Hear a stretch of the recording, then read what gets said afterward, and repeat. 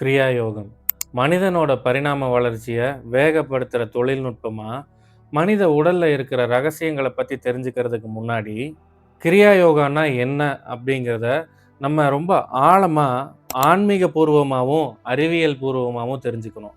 இன்றைக்கி உலகம் முழுக்க கிரியா யோகாங்கிற பேரில் பல விஷயங்களை சொல்லி கொடுத்துக்கிட்டு இருக்கிறாங்க. ஆனால் கிரியா யோகாங்கிறது மற்ற யோக முறைகள்ல இருந்தெல்லாம் மாறுபட்டது. கிரியா யோகாங்கிறது யாரோ ஒருத்தர் கண்டுபிடிச்சு அவரோட வழியில் வந்தவங்க எல்லாரும் மட்டும் சொல்லி கொடுத்துட்டு வர ஒரு விஷயம் கிடையாது. கிரியா அப்படின்ற சொல்லில் இருக்கிற கிரி அப்படின்னா செயல்னு பொருள். யா அப்படிங்கிற சொல்லுக்கு ஆன்மா இல்லை விழிப்புணர்வோட கூடிய ஆன்மா அப்படின்னு சொல்லலாம். கிரியா யோகான்னா விழிப்புணர்வோட கூடிய செயல் இல்லாட்டி உயிர் ஆற்றலை முறைப்படுத்துகிற செயல் அப்படின்னு பொருள். இது ஏதோ வெறும் உடற்பயிற்சி மட்டும் கிடையாது. இது ஒரு மேம்பட்ட இன்னர் டெக்னாலஜி, உள்முகமான தொழில்நுட்பம். உங்கள் கார் சரியாக ஓடணும்னா அதோட இன்ஜின், அதோட எலக்ட்ரிக்கல் காம்பனன்ட்ஸ் இதெல்லாம் சரியாக இருக்கணும் இல்லையா?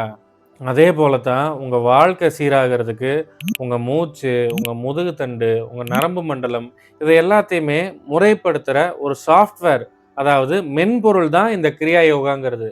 இது நீங்கள் புரிஞ்சுக்கிட்டு சரியாக பயிற்சி பண்ணிட்டு வந்தீங்கன்னா உங்கள் வாழ்க்கையிலையும் ஆன்ம அளவுலையும் மாற்றத்தை உருவாக்குறதுக்கு பல காலம் காத்துக்கிட்டு இருக்க வேண்டிய அவசியம் இல்லை. பலர் சொல்கிற மாதிரி பல பிறவிகள் எடுக்கணுங்கிற அவசியமும் இல்லை. ஒரு முறையாக வடிவமைக்கப்பட்ட கிரியா பயிற்சி உங்கள் முக்திக்கான ப்ராசஸை ரொம்ப வேகப்படுத்தும். இதனால தான் சித்தர்கள் இதை மின்னல் பாதை அப்படின்னாங்க. இது அவ்வளோ வேகப்படுத்தும் உங்கள் ப்ராசஸை. ஒரு கம்ப்யூட்டர் சாஃப்ட்வேரில், அதாவது மென்பொருளில் இருக்கிற பக் அப்படின்னு சொல்லக்கூடிய பிழைகளை எப்படி ஒரு ப்ரோக்ராமர் சரி பண்ணுறாரோ அதே போல தான் உங்கள் நரம்பு மண்டலத்தில் தேங்கி இருக்கிற கர்ம பிழைகளை விழிப்புணர்வு அப்படிங்கிற மின்சாரத்தை கொண்டு ரொம்ப வேகமாக எரித்து சாம்பலாக்கக்கூடிய ஆற்றல் ஒரு முறையான கிரியா யோகத்துக்கு இருக்குது. உங்கள் விதி எங்கேயோ வானத்தில் இருந்தோ இல்லை ஏதோ வேற ஏதோ கிரகங்கள் இருந்தோ மட்டும் உங்களுக்குள்ள பதிவு செய்யப்பட்ட ஒரு விஷயம் கிடையாது. அது உங்கள் டிஎன்ஏல சேமிக்கப்பட்ட தகவல், ஒரு டேட்டா. கர்ம வினைங்கிறது ஏதோ ஒரு கண்ணுக்கு தெரியாத கணக்கு மட்டும் கிடையாது. அது உங்கள் மூச்சு, உங்கள் ஹார்மோன்ஸ், உங்கள் நரம்பு மண்டலம் அப்படின்னு எல்லாத்துலேயுமே பதிஞ்சிருக்கிற ஒரு பேட்டர்ன். ஆயிரக்கணக்கான வருஷங்களுக்கு முன்னாடியே நம்ம சித்தர்கள் இந்த ரகசியத்தை சொல்லியிருக்கிறாங்க. அது என்னன்னா, முக்தி இல்லை விடுதலை அப்படின்னு சொல்கிற விஷயங்கள் நம்ம மரணத்துக்கு அப்புறம் அடையிற ஒரு நிலை கிடையாது. அது நீங்கள் வாழ்ந்துக்கிட்டு இருக்கிற இந்த வாழ்க்கையிலேயே அடையக்கூடிய ஒரு நிலைன்னு. இது ஏதோ ஒரு குருட்டு நம்பிக்கை கிடையாது. இது காலங்காலமாக நிரூபிக்கப்பட்ட அறிவியல், சித்தர்களால் நிரூபிக்கப்பட்ட அறிவியல். இன்னைக்கு நவீன அறிவியலும் சித்தர்கள் சொன்ன இதே பாதையில் தான் பயணிக்குது. எபிஜெனட்டிக்ஸ், அப்புறம் நியூரோபிளாஸ்டிசிட்டி, இது மாதிரியான டெக்னாலஜி எல்லாம் நாம் செய்கிற பயிற்சிகள் நம்ம மரபணுக்களோட செயல்பாட்டை மாற்றக்கூடிய திறன் கொண்டது அப்படின்னு நிரூபிச்சுக்கிட்டு இருக்குது. இன்னைக்கு இந்த சத்சங்கத்தில் நம்ம பேச போகிறது என்னன்னா, ஆன்மீகத்துக்கும் அறிவியலுக்கும் இடையில நடக்கிற போரை பற்றி கிடையாது. ஆன்மீகத்தையும் அறிவியலையும் இணைச்சு ப்ராக்டிக்கலாக உங்கள் வாழ்க்கைக்கு பயன்படக்கூடிய விஷயங்களை பற்றி பேச போகிறோம். அது மட்டும் இல்லாமல் உங்கள் வாழ்க்கையில் சில மாற்றங்களை ஏற்படுத்தக்கூடிய 2 பயிற்சிகளை பற்றியும் இப்போ பார்க்க போகிறோம். உங்கள் மூச்சும் விழிப்புணர்வும் ஒரு புள்ளியில் இணையும் போது நீங்கள் கர்ம வினையில் பிடிபட்டு இருக்கிற ஒரு அடிமையாக இருக்க மாட்டீங்க. அதுக்கு மாறாக உங்கள் கர்ம வினையை செதுக்கிற ஒரு சிற்பியாக இருப்பீங்க. ஒரு மனிதரும் எந்த நாட்டை சேர்ந்தவங்களா இருந்தாலும் பரவாயில்ல, அவங்க வாழ்க்கையில் என்னைக்காச்சும் ஒரு வாட்டியாவது அவங்களுக்குள்ளேயே ஒரு கேள்வியை கேட்டிருப்பாங்க. ஏன் என்னோட வாழ்க்கையில் மட்டும் ஒரே மாதிரியான பிரச்சனைகள் திரும்ப திரும்ப வருது அப்படிங்கிற கேள்வியை. நான் நல்லா வாழணும்னு நினச்சி தான் ஏதேதோ விஷயங்கள் எல்லாம் செஞ்சு பார்க்குறேன். ஆனாலும் ஏதோ ஒரு விஷயம் என்னை தடுத்து பழைய இடத்துக்கே கொண்டு போய்கிட்டு இருக்குது. ஒரு மாதிரியான பயம், திரும்ப திரும்ப சந்திக்கக்கூடிய மனிதர்கள், உறவுகள், ஒரே மாதிரியான சிந்தனைகள், அதே தோல்வி, அதே மன அழுத்தம், இதெல்லாம் ஏன் அப்படிங்கிற கேள்வியும் கேட்டுட்டு இருந்திருக்கீங்க. நம்ம ஞானிகளும் சித்தர்களும் இதைத்தான் கர்ம வினைன்னு சொன்னாங்க. ஆனால் உண்மையிலேயே இந்த கர்ம வினைங்கிறது ஒரு பாவ புண்ணிய கணக்கோ இல்லை ஒரு தண்டனையோ கிடையாது. இந்த ஒரு மேலோட்டமான புரிதல் மனித குலத்தையும் சமூகத்தையும் ஒரு கட்டுப்பாட்டுக்குள்ளே வச்சுக்கிறதுக்காக கற்றுக் கொடுக்கப்பட்ட ஒரு தத்துவம். உண்மையிலேயே உங்கள் கர்ம வினையோட மூலப்பொருள் எதுன்னு பார்த்தீங்கன்னா, உங்களுக்குள்ள ஸ்டோர் ஆகிருக்கிற அந்த ஸ்டோர்டு மொமெண்டம், அதாவது சேமிக்கப்பட்ட ஒரு உந்து வேகம் தான். இந்த ஸ்டோர்டு மொமெண்டமை 3 வகையில் பிரித்து பார்க்க முடியும். ஒன்று வாசனைகள் அப்படின்னு சொல்லக்கூடிய டெண்டன்சிஸ். உங்கள் ஆள் மனசில் பதிவாயிருக்கிற விருப்பங்கள், வெறுப்புகள், இந்த விஷயம் எல்லாம் தான் உங்களுக்கே தெரியாமலேயே உங்க தேர்வுகளை, உங்க ப்ரிஃபரன்சஸை தீர்மானிக்குது. அடுத்தது சம்ஸ்காரங்கள். இதுதான் உங்க ரியாக்ஷன்ஸை தீர்மானிக்குது.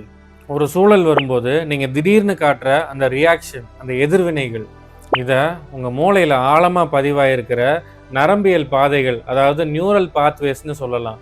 அடுத்தது ஐடென்டிட்டி அப்படின்னு சொல்லக்கூடிய அகங்காரம். நான் இப்படித்தான் அப்படின்னு நீங்க நம்பிக்கிட்டு இருக்கிற உங்களோட அந்த பழைய பிம்பம். கர்ம வினைங்கிறது இயக்கத்தில் இருக்கிற ஒரு நினைவு. சித்தர்கள் இதை ரொம்ப தெளிவா சொல்லியிருக்கிறாங்க. கர்ம வினைங்கிறது வெளியில இருந்து யாரோ உங்களுக்குள்ள திணிக்கிற ஒரு விஷயம் கிடையாது. அது உங்களுக்குள்ள பதிவாயிருக்கிற ஒரு ஸ்டோர்டு மொமெண்டம் அப்படின்னு. உங்க மூச்சுல அது பதிவாயிருக்குது. உங்க நரம்பு மண்டலங்கள்ல ஒரு மின்சாரம் போல அது ஓடிக்கிட்டு இருக்குது. உங்க செல்கள்ல தகவல்களா சேமிக்கப்பட்டு இருக்குது. நீங்க ஏன் துன்பப்படுறீங்கன்னு தெரியுமா? விதி வலியது, அதை மாற்ற முடியாதுங்கிறத நம்பிக்கிட்டு இருக்கிறதுனால தான். ஆனா சித்தர்கள் இந்த பார்வைக்கு எதிராக ஒரு கர்ஜனையே கொடுத்தாங்க. உங்களால ஒரு கர்ம வினையை உருவாக்க முடியும்னா அதை அழிக்கவும் முடியும்னு சொன்னாங்க. அதை அழிக்கிறதுக்கான ஒரு கருவி தான் கிரியா யோகா. இன்னைக்கு யோகா அப்படின்னு சொன்னாலே பலருக்கும் ஞாபகம் வர்றது உடம்ப ரொம்ப கஷ்டப்பட்டு வளைச்சி செய்யக்கூடிய ஆசனங்கள் தான். ஆனா கிரியா யோகாங்கிறது உங்க உடலை வளைக்கிறது இல்ல, உங்க உயிரையே, அதாவது உங்க இருப்பையே மறுசீரமைப்பு பண்ணக்கூடியது, ரீவயர் பண்ணக்கூடியது. சித்தர்கள் மரபுல கிரியா அப்படிங்கிறது உள்நிலை ரசவாதம், அதாவது இன்டர்னல் ஆல்கமின்னு சொல்லலாம். ஒரு சாதாரணமான உலோகத்தை தங்கமா மாத்துறதுக்கு பேரு ரசவாதம்னா, ஒரு சாதாரணமான மனுஷனை, கர்ம பதிவுகளால பாதிக்கப்பட்டிருக்கிற மனுஷனை ஞானியா மாத்துற இந்த கிரியாவுக்கு பேரு உள்முக ரசவாதம் தான், இன்னர் ஆல்கமி தான்.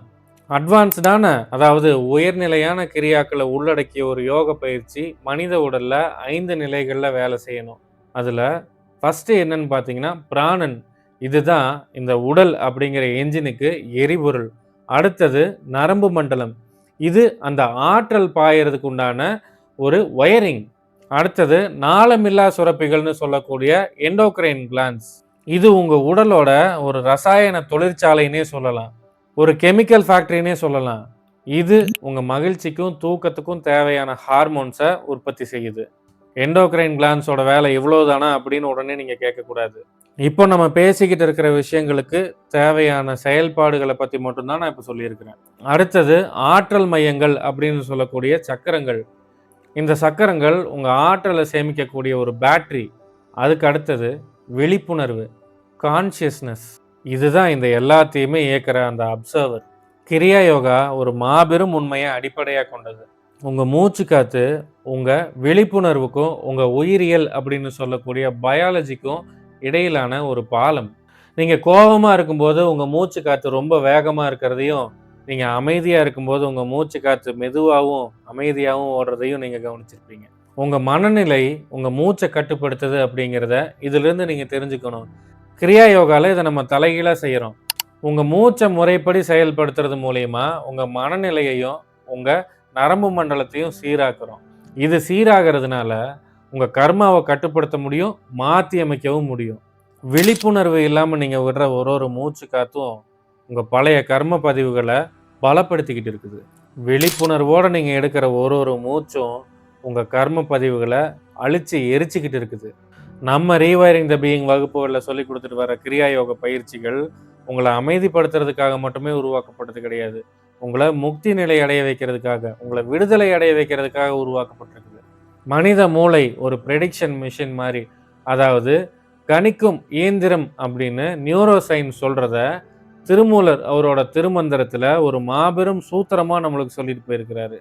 உரைத்தன வர்க்கரி ஒன்று மூடிய நிறைத்த இராசி நிறைமுறை எண்ணி விரைச்சதம் எட்டும் பேசியே நந்தி நிறைத்த இயம நியமம் ஜெய்தானே. திருமூலரோட இந்த ஒரு பாடல் வரிக்கு பின்னாடி ஒளிஞ்சுக்கிட்டு இருக்கிற அறிவியல் இந்த உலகையே வியக்க வைக்கிற ஒரு ரகசியம். சாஸ்திரங்கள்ல பலவிதமா பேசப்பட்டு வர இந்த பிராணன், அதாவது வர்க்கரி அப்படின்னு சொல்லக்கூடிய இந்த உயிர் சக்தி நம்ம உடல்ல எப்படி இயங்குது அப்படிங்கிறத திருமூலர் இங்க மறைமுகமா சொல்றாரு. யோக சூத்திரத்தின்படி சாதாரணமான ஒரு மனிதன் தன்னுடைய மூச்சை வெளியே விடும்போது அவரோட மூக்குல இருந்து 12 விரல் கட்டை நீளத்துக்கு வெளியே வருது. இதே அவரோட மூச்சை உள்ள இழுக்கும் போது 8 விரல் கட்டை நீளம் தான் உள்ள போகுது.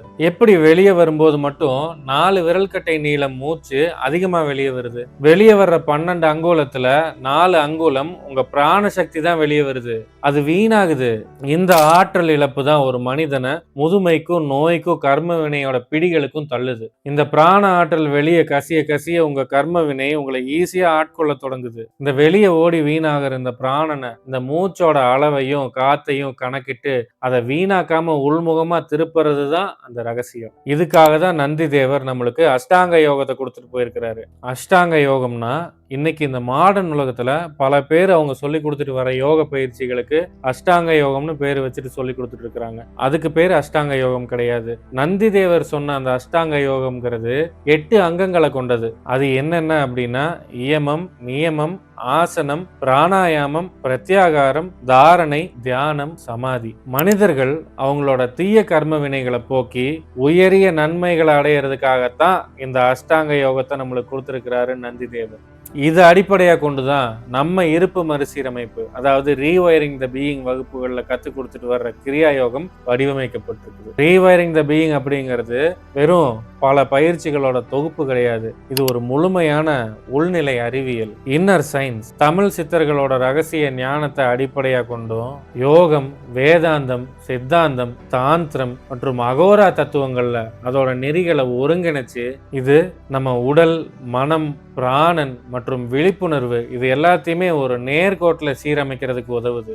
8 நிலைகளை கொண்ட இந்த பயணத்துல ஒரு சாதகர் தன்னை தூய்மைப்படுத்துறதுல தொடங்கி ஆழமான ஆத்ம விசாரணை, உள்நிலை மௌனம், அப்புறம் வாழ்வோட செழிப்பு இது எல்லாத்தையுமே கடந்து இறுதியா விடுதலை அடைகிறாரு, முக்தி அடைகிறாரு. இதுல வாசி யோகம், மந்திரம், மூச்சு பயிற்சி, தாரணை, தியானம், ஆத்ம விசாரணை இது போல பல நுட்பங்களை, அனுபவபூர்வமான தத்துவங்களை நீங்க கத்துக்குவீங்க. நம்ம உள்நிலை சீராகும் போது வெளி உலக வாழ்க்கை தானாவே ஒரு இணக்கத்துக்கு வரும். குறிப்பா ரீவயரிங் த பீயிங்கோட 4வது ஸ்டேஜ் பயிற்சியை நீங்க முடிச்சதுக்கு அப்புறம் சொல்லி கொடுக்கப்படுற நேத்திர ஸ்ரீ கிரியா பயிற்சி ஆன்மீகத்தையும் உலக வாழ்க்கையையும் பிரிக்காம லௌகீக வாழ்க்கையில ஒரு சமநிலையையும் தடையற்ற ஓட்டத்தையும் தரும். இது ஒரு சுதந்திரமான முழுமையான ஒரு வாழ்க்கை முறையவே உங்களுக்கு கத்துக் கொடுக்கும். இந்த பயிற்சிகளை நீங்க முழுமையா கத்துக்கிட்டதுக்கு அப்புறம் ஆன்மீகத்தை தேடி நீங்க வேற எங்கேயும் போக வேண்டிய அவசியம் உங்களுக்கு சுத்தமா இருக்காது. இதோட இறுதி நிலை உங்களை யோக சமாதி நிலைகளுக்கும் உண்மையான ஞானத்தை வெளிப்படுத்துறதுக்கும் உண்டான நிலைகளுக்கும் கூட்டிட்டு போயிடும். நீங்க தேடிக்கிட்டு இருக்கிற முக்தியோ விடுதலையோ இந்த வாழ்க்கையிலேயே உங்களுக்கு கிடைக்கிறதுக்கு உதவும். இருப்பு மறுசீரமைப்புன்னா நீங்க புதுசா வேற ஏதோ ஒரு மனுஷனா மாறுறது கிடையாது. நீங்க ஏற்கனவே யாரா இருக்கிறீங்களோ அதை திரும்பவும் அந்த இயல்பான நிலையை, அந்த ஆதி நிலை என்னவோ அதையே திரும்ப உங்களுக்கு ஞாபகப்படுத்தக்கூடிய ஒரு விஷயம். சரி, இனி அறிவியலுக்கு வருவோம். பல தசாப்தங்களா அறிவியல் டிஎன்ஏ தான் ஒரு மனுஷனோட தலையெழுத்துன்னு சொல்லிட்டு வந்துச்சு. உங்க அப்பாவுக்கு சக்கரை நோய் இருந்துச்சுன்னா உங்களுக்கும் வரும், உங்க பரம்பரையில யாருக்காவது இருக்கிற குணங்கள் உங்களுக்கும் வரும் அப்படின்னு சொல்லிட்டு வந்துச்சு. அதை மாத்த முடியாதுன்னு சொல்லிட்டு வந்துச்சு. டிஎன்ஏ தான் கர்மா அப்படின்னு அறிவியல் நம்புச்சு. ஆனா இன்னைக்கு எபிஜெனெடிக்ஸ் அப்படிங்கிற ஒரு புதிய துறை இந்த பார்வையை தகர்த்து எரிஞ்சிருச்சு. உங்க டிஎன்ஏவோட வரிசை மாறாம இருக்கலாம், ஆனா அந்த டிஎன்ஏக்கள்ல இருக்கிற எந்த மரபணு எப்படி வேலை செய்யணும் அப்படிங்கறத நீங்க தீர்மானிக்க முடியும் அப்படின்னு எபிஜெனெடிக்ஸ் சொல்லுது. உங்க செல்களை சுத்தி இருக்கிற ரசாயன சூழல் தான் உங்க மரபணுக்களை இயக்குது. இந்த ரசாயன சூழல் நீர் தத்துவத்தை அடிப்படையா கொண்டது. இந்த சூழலை தீர்மானிக்கிறது எது? நீங்க எப்பவுமே ஒரு பயத்தில் இருக்கும்போது உங்க செல்கள் கார்டிசோல் அப்படிங்கிற ஹார்மோன்களால அதிகமா குளிப்பாட்டப்படுது. இது உங்க உடலோட பாதுகாப்பு மற்றும் வீக்கம் தொடர்பான, அதாவது இன்ஃப்ளமேஷன் தொடர்பான மரபணுக்களை தூண்டி விடுது. உங்க ஆள் மனசுல இருக்கிற கவலைகள் உங்க உடல்ல வேறு சில கெமிக்கல் ரியாக்ஷன்ஸை உண்டாக்குது. அறிவியல் இவ்வளவு கஷ்டப்பட்டு இவ்வளவு நாட்கள் கழிச்சு சொல்ற இந்த விஷயத்த சித்தர்கள் அன்னைக்கே கர்ம வினைன்னு சொல்லிட்டு போயிருக்கிறாங்க. கர்ம வினைன்னு சொன்ன உடனே ஏதோ ஆகாயத்திலிருந்து வருது அப்படின்னு நினைச்சு கூடாது. அது உங்க செல்களோட செயல்பாடாகவே பதிவாயிருக்குது. உங்க பயம், உங்க கவலை, உங்க போதை பழக்கம், அதாவது அடிக்ஷன், இப்படி எல்லாமே உங்க செல்கள்ல ஒரு குறிப்பிட்ட ரசாயன பாதையை உருவாக்கி இருக்கு. நீங்க கர்ம வினையால பாதிக்கப்படுறீங்கன்னா, உங்க செல்கள் ஒரு குறிப்பிட்ட தவறான முறையில செயல்படுது அப்படின்னு அர்த்தம். இங்க தான் நம்ம கிரியா யோகா, நம்ம ரீவயரிங் த பீயிங் வகுப்புகள்ல சொல்லித்தர கிரியாக்கள் ஒரு புரட்சிய செய்யுது. முறையா நம்ம பயிற்சிகள நீங்க கத்துக்கிட்டு, அத நீங்க கன்டினியூஸா செஞ்சுட்டு வரும்போது, உங்க முதுகு தண்டுல உருவாகுற ஒரு அறிவுமிக்க ஆற்றல், ஒரு மின்சாரம் உங்க செல்கள சுத்தி இருக்கிற அந்த ரசாயன சூழல மாத்தி, கர்மாவால தூண்டப்பட்ட மரபணுக்கள செயலிழக்க வைக்குது. மரபணுக்கள எப்படி மறுசீரமைப்பு பண்றது? கிரியா யோகா உங்க டிஎன்ஏக்களோட வரிசைய மாத்துறது இல்ல அப்படிங்கிறத நீங்க தெளிவா புரிஞ்சுக்கணும். உடனே சயின்டிஃபிக்கா இது எப்படி பாசிபிள், இது சாத்தியமே இல்ல அப்படிங்கிற விவாதத்துக்கு வர வேண்டிய அவசியம் இல்ல. கிரியா யோகா உங்க மரபணுக்களோட வரிசைய மாத்துறது இல்ல. அதுக்கு மாறா அந்த டிஎன்ஏவோட ஜீன் எக்ஸ்பிரஷன், அதாவது மரபணு வெளிப்பாடு எப்படி இருக்கணும் அப்படிங்கறத தான் மாத்துது. உங்க டிஎன்ஏவ ஒரு மிகப்பெரிய நூலகம் போல கற்பனை பண்ணிக்கங்க. அதுல லட்சக்கணக்கான புத்தகங்கள் இருக்குது. அதுல உங்க கர்ம வினைங்கிறது எப்படி தெரியுமா? அந்த நூலகத்துல இருக்கிற பயம், நோய், தடை, இயலாமை இது மாதிரியான பழைய புத்தகங்களை மட்டுமே நீங்க திரும்ப திரும்ப எடுத்து வாசிச்சுக்கிட்டு இருக்கிறது தான் அந்த கர்ம வினை. ஒரு முறையான கிரியா யோகா பயிற்சியை நீங்க கரெக்டா செஞ்சுட்டு வரும்போது உங்க உடல்ல இருக்கிற உயிரியல் சூழல் மாறுது. நீங்க முறையா பயிற்சி பண்ணிட்டு வரும்போது உங்க கை அந்த பழைய புத்தகங்களுக்கு போகாது. அதுக்கு மாறா தெளிவு, ஆற்றல், பேரின்பம் இது மாதிரியான புது புத்தகங்களை வாசிக்க தொடங்கும். அறிவியல் ஆய்வுகள் சொல்றது என்னன்னா, ஆழ்ந்த தியானம் மற்றும் மூச்சு பயிற்சிகள் செய்யறதால வீக்கத்துக்கு உண்டான மரபணுக்கள், அதாவது ப்ரோ இன்ஃப்ளமேட்டரி ஜீன்ஸ் குறையுது. டெலோமியர்ஸ் அப்படின்னு சொல்லக்கூடிய மரபணுக்களோட முனைகள் பாதுகாக்கப்படுது. இதனால உங்க உடல் முதுமை அடையிறது கொஞ்சம் ஸ்லோ ஆகுது. நம்ம சித்தர்கள் இத கர்மாவை எரிக்கிறது இல்ல காயகற்பம் அப்படின்னு சொன்னாங்க. இதையே நவீன அறிவியல் மரபணு மேம்பாடு அப்படின்னு சொல்லி வேற ஒரு மொழியில சொல்லுது. அவ்வளவுதான். இதுக்கெல்லாம் பேரு வேணும்னா வேற மாதிரி இருக்கலாம், ஆனா உண்மை ஒண்ணுதான். ஒரு சின்ன பயிற்சியை இப்ப பார்ப்போம். இது உங்க நரம்பு மண்டலத்தை மறுசீரமைப்பு பண்றதுக்கு கொஞ்சம் உதவும். ஒரு இடத்துல உங்க முதுகு தண்டை நேரா வச்சுக்கிட்டு அமைதியா உட்கார்ந்துக்கங்க. உங்க கண்களை மென்மையா மூடிக்கிட்டு உங்க மூச்சை கவனிங்க. அதை கட்டுப்படுத்தவோ மாத்தவோ வேண்டாம். திருமூலர் சொன்ன அந்த 12 விரல்கட்டை காத்து வெளியே போறதை கவனிங்க. இப்ப மெதுவா நீங்க மூச்சை உள்ள சுவாசிக்கும் போது எப்பவும் போல இல்லாம ஒரு 10 to 15% காத்தை கொஞ்சம் அதிகமா உள்ள எடுத்துக்கங்க. இது உங்க உடல்ல இருக்கிற வேகஸ் நரம்புகளை, அதாவது வேகஸ் நர்வ்ஸை தூண்டுது. இப்படி செய்யும்போது இந்த நரம்பு உங்க மூளைக்கு ஒரு செய்தியை அனுப்புது. அது என்னன்னா, சுற்றுச்சூழல் பாதுகாப்பா இருக்குது, நீ இப்ப தற்காப்பு நிலையில் இருக்க வேண்டிய அவசியம் இல்லை அப்படிங்கிற செய்தியை அனுப்புது. நீங்க கர்மாவோட உந்துதலால எப்பவுமே ஒரு பதட்டத்திலேயே இருந்திருப்பீங்க. அந்த பதட்டத்தையும் அவசரத்தையும் தடுத்து மூச்சை நிதானப்படுத்தும் போது நீங்க அந்த பழைய கர்ம வினை அப்படிங்கிற வட்டத்துல இருந்து விடுபடுறீங்க. இது ஒரு மறுசீரமைப்பு பண்ணக்கூடிய பயிற்சி, ஒரு டீப்ரோகிராமிங். இதை நீங்க ரெகுலரா செஞ்சுட்டு வரும்போது உங்க மனதளவுல ஒரு சின்ன மாற்றத்தை பார்க்க முடியும். கர்ம வினை பத்தி ஒரு மிகப்பெரிய தவறான புரிதல் உங்ககிட்ட இருக்குது. அது என்னன்னா, இந்த கர்ம வினைய ஏதோ ஒரு நீதிபதி மாதிரி பாக்குறது. உண்மை என்னன்னா, கர்ம வினைக்கு நல்லது கெட்டதெல்லாம் தெரியாது. அதுக்கு தெரிஞ்சதெல்லாம் ஒண்ணுதான். அது என்னன்னா, மீண்டும் மீண்டும் நீங்க செய்யற விஷயங்கள், நீங்க ரிப்பீட்டடா செய்யற விஷயங்கள் தான். ஒரு பாதை இல்லாத காட்டுல நீங்க ஒரு 1000 முறை நடந்து போறீங்கன்னு வச்சுக்கோங்க, அங்க ஒரு புதிய பாதையே உண்டாயிருது இல்லையா? அதே போலத்தான் ஒரு பாதை இல்லாத காட்டுல நீங்க ஒரு 1000 முறை நடக்கும்போது, திரும்ப திரும்பவும் அங்க நடந்துகிட்டு இருக்கும்போது ஒரு தடம் உருவாகுது இல்லையா? அடுத்த முறை நீங்க நடக்கும்போது உங்க கால்களும் தானாகவே அந்த தடத்துல போகுது இல்லையா? அது போலத்தான் கர்மாவும். உங்க மூளையில இருக்கிற நியூரல் பாத்வேஸ், அதாவது நரம்பியல் பாதைகள் இப்படித்தான் கர்ம வினையால செதுக்கப்படுது. நீங்க இன்னைக்கு நான் கோவப்பட மாட்டேன் அப்படின்னு நினைச்சுக்கிட்டு வெளியே போவீங்க. ஆனா ஏதோ ஒரு சின்ன விஷயம் தான் நடந்திருக்கும். உடனே பழைய நரம்பியல் பாதை வழியா மின்சாரம் பாஞ்சு உங்களை கோபத்தை வெளிப்பட வைக்கும், உங்களை கோவப்பட வைக்கும். எது விழிப்புணர்வு இல்லாம இருக்குதோ அதுதான் மீண்டும் மீண்டும் நடக்குது. எது விழிப்புணர்வோட பார்வையில படுதோ அது கொஞ்சம் கொஞ்சமா அழிஞ்சிருது. சித்தர்கள் காடுகளுக்கு போய் தவம் பண்ணது கர்மாவை பார்த்து பயந்து இல்ல, தீவிரமான விழிப்புணர்வு மூலமா அந்த நரம்பியல் பாதைகளை மாத்தத்தான். அதுக்காக நீங்களும் இப்ப காட்டுக்கு போய் பயிற்சி பண்ணணும், தபஸ் பண்ணணும் அப்படிங்கிற அவசியம் கிடையாது. அவங்க காடுகளுக்கு போய் கஷ்டப்பட்டு கத்துக்கிட்ட அந்த வித்தைகளை, அந்த தத்துவங்களை நம்மளுக்கு எளிமையான முறையில கொடுத்துட்டு போயிருக்கிறாங்க. அதை சரியா செஞ்சுட்டு வந்தீங்கன்னா போதும். கிரியா யோகா உங்களுக்கு ஒரு சின்ன பிரேக் கொடுக்குது. ஒரு உணர்ச்சி மேலோங்கும் போது அதுக்கும் உங்க விழிப்புணர்வுக்கும் இடையில ஒரு சின்ன இடைவெளியை உருவாக்குது. அந்த இடைவெளியில தான் உங்க விடுதலை இருக்கு. கிரியா யோகா எப்படி உங்க கர்ம வினைய அழிக்குது அப்படிங்கிறத இன்னும் கொஞ்சம் நுணுக்கமா பார்ப்போம். சித்தர்கள் மனித உடல ஒரு பிரபஞ்ச வரைபடமா பார்த்தாங்க. ஒரு காஸ்மிக் மேப்பா பார்த்தாங்க. அவங்க முதுகு தண்ட வெறும் ஒரு எலும்பு கூட பார்க்கல. அத ஒரு ஒளிப்பாதையா பார்த்தாங்க. நம்ம முதுகு தண்டுக்கு நடுவுல சுழுமுனை நாடி அப்படிங்கிற ஒரு நுட்பமான ஆற்றல் பாதை இருக்குது. சித்தர்கள் அது உங்க முதுகு தண்டுல இருக்கிற ஆற்றல் மையங்கள்ல, அதாவது சக்கரங்கள்ல முடிச்சுகளா, கிரந்திகளா தேங்கி இருக்குது அப்படின்னு சொன்னாங்க. ஒரு உதாரணத்தை இப்ப பார்ப்போம். ஒரு தண்ணி குழாயை எடுத்துக்கங்க. அந்த குழாயில சின்ன சின்ன கற்கள் அடைச்சிருக்கும் போது தண்ணி எப்படி சீரா பாய முடியாதோ அதே போலதான் கர்ம வினைங்கிற கற்கள் உங்க சுழுமுனை பாதையில அடைச்சிருக்கும் போது உங்க ஆற்றல் சீரா பாய முடியாது. நீங்க சாதாரணமா வாழும்போது உங்க ஆற்றல் புலன்கள் வழியா வெளியே வீணாகுது. நீங்க எதையாவது பார்த்து ஆசைப்படுறீங்க, இல்ல எதையாவது பார்த்து கோவப்படுறீங்க. இது மாதிரியான நேரங்கள்ல எல்லாம் உங்க ஆற்றல் வீணடையுது. இப்படி ஆற்றல் வெளியே கசிஞ்சு போறதால இந்த கர்ம வினைங்கிற முடிச்சுகளை அவிழ்க்க முடியறது இல்ல. கிரியா யோகா இந்த ஆற்றலை உள்முகமா திருப்புது. குறிப்பிட்ட மூச்சு விகிதங்களாலையும் கவனத்தின் மூலமாவும் ஆற்றலை முதுகு தண்டில் இருக்கிற சுழுமுனை நாடி வழியா ஒரு சக்தி வாய்ந்த மின்சாரம் போல செலுத்துது. இந்த ஆற்றல் அப்படி அந்த சுழுமுனை பாதை வழியா மேலே ஏறும்போது அங்க தேங்கி இருக்கிற கர்ம பதிவுகள் சூடாகி எரிஞ்சிருது. அந்த முடிச்சுக்கள் அவிழ்க்கப்படுது. இதத்தான் சித்தர்கள் தபம் அல்லது தபஸ் அப்படின்னு சொன்னாங்க. தப் அப்படின்னா வெப்பம்னு அர்த்தம். உள்நிலை நெருப்பை உருவாக்கி கர்மாவை எரிக்கிறது தான் இதோட நோக்கம். இதனால உங்க உடலோட அதிர்வு நிலை, அதோட ஃப்ரீக்வன்சி மாறுது. நீங்க நம்ம ரீவயரிங் த பீயிங் வகுப்புகள்ல கத்துக்கிற கிரியா பயிற்சிகளை சரியா செஞ்சுட்டு வரும்போது பழைய நினைவுகள் இருந்தாலும் அதால உங்களை பாதிக்க முடியாது. நவீன மூளை அறிவியல் மனித மூளை ஒரு கணிக்கும் இயந்திரம், அதாவது ப்ரெடிக்ஷன் மெஷின் அப்படின்னு சொல்லுது. உங்க மூளை இந்த உலகத்தை உங்களோட கடந்த காலத்தை வச்சுதான் உங்க எதிர்காலமும் இப்படித்தான் இருக்கும் அப்படின்னு முன்கூட்டியே கணிக்குது. உதாரணத்துக்கு ஒரு மனிதர் போன வாட்டி ஒரு மாதிரி பேசினாரு, அப்போ அடுத்த வாட்டியும் அதே மாதிரிதான் பேசுவாரு அப்படின்னு நினைக்கிறது. போன தடவை நான் தோத்து போனேன், அப்போ அடுத்த தடவை நான் தோத்து தான் போவேன் அப்படிங்கிற தவறான முன்கணிப்பு, அதாவது இந்த ப்ரெடிக்ஷன் தான் கர்ம வினை. நீங்க ஒரு பழைய டேப் ரெக்கார்டர் மாதிரி திரும்ப திரும்ப ஒரே பாட்டைத்தான் பாடிக்கிட்டு இருக்கிறீங்க. கிரியா யோகா இந்த கணிப்பை உடைக்குது.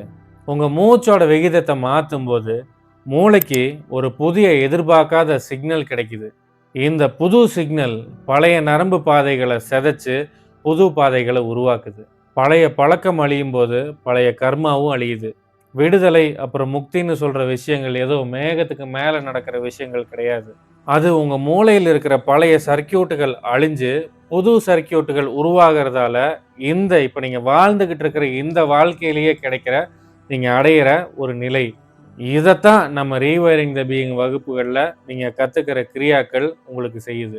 அடுத்தது உங்க ஆள் மனசுக்கு ஒரு பயிற்சியை பார்ப்போம். அமைதியா ஒரு இடத்துல எதுவுமே செய்யாம சும்மா உட்காந்துருங்க. உங்க மனத்திரையில ஏதாவது ஒரு எண்ணம் வரட்டும். பழைய கோபமோ பசியோ இல்ல நான் ஏன் இந்த பயிற்சியை செய்யணும் அப்படிங்கிற சலிப்போ, இது மாதிரியான எந்த சலிப்பு வேணாலும் வரட்டும்.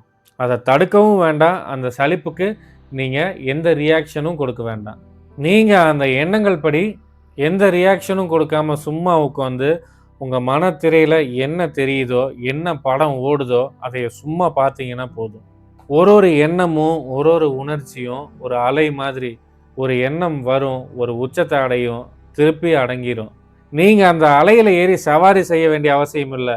அப்படி அந்த அலை மேல நீங்க ஏறி சவாரி செய்யாம இருக்கும்போது அந்த அலை அப்படின்னு சொல்லக்கூடிய உங்க எண்ணங்கள் உங்களை இயக்கிற சக்தியா இருக்காது.